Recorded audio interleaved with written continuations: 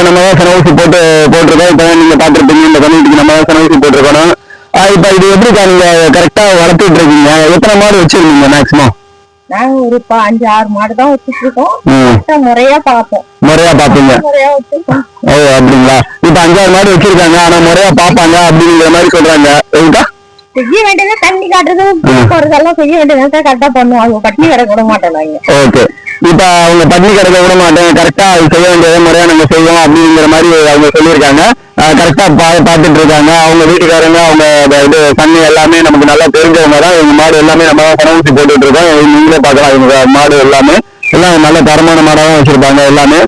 இப்போ நம்ம பார்த்துட்டு இருக்கிறது சத்திரத்தில் மாலானுங்கிறவங்க மாட்டு பண்ணையை தான் பார்த்துட்டு இருக்கோம். இதில் வந்து பார்த்தீங்கன்னா அவங்க தெளிவாக சொல்லியிருக்காங்க, மாடு வந்து பட்னியாக இருக்கிறது எங்களுக்கு ரொம்ப கஷ்டமாக இருக்கும். அதனால வந்து நாங்கள் தீவனம் கரெக்டாக கொடுத்துட்டு இருப்போம். அதுக்கு வேணுங்கிறது என்னென்ன கொடுக்கணுமோ அதை நாங்கள் கரெக்டாக கொடுத்துட்டு இருக்கோம் அப்படிங்கிற மாதிரி சொல்லிட்டு இருக்காங்க. இருந்தாலும் வந்து பார்த்தீங்கன்னா இப்போ கறவை மாடு வளர்ப்பு அப்படிங்கிற புத்தகத்தில் சினை காலத்தில் தீவன மேலாண்மை அப்படின்னு சொல்லிட்டு ஒரு தலைப்பில் கொடுத்துருக்காங்க. அதை எப்படி கொடுத்துருக்காங்க அப்படின்னா, கன்றின் வளர்ச்சி தாயின் கருவறையில் இருக்கும் பொழுது தொடங்குவதால் ஆரோக்கியமான கன்றினை பெறுவதற்கு சிறந்த தீவன மேலாண்மை இன்றியமையதாகும். அது மட்டும் இல்லாமல் சினை காலத்தில் 7வது மாதத்தில் கன்றின் வளர்ச்சி துரிதம் அடைவதால் தாயின் தீவன தேவையும் அதிகரிக்கிறது. ஆகவே சினை மாட்டிற்கு நாளொன்றைக்கு 1.5 கிலோ கூடுதலாக அடர் தீவனமும் 15-20 கிலோ பசுந்தீவனமும் 5 கிலோ உலர் தீவனமும் அளித்து வர வேண்டும். இச்சமயங்களில் எளிதாக செரிக்கக்கூடிய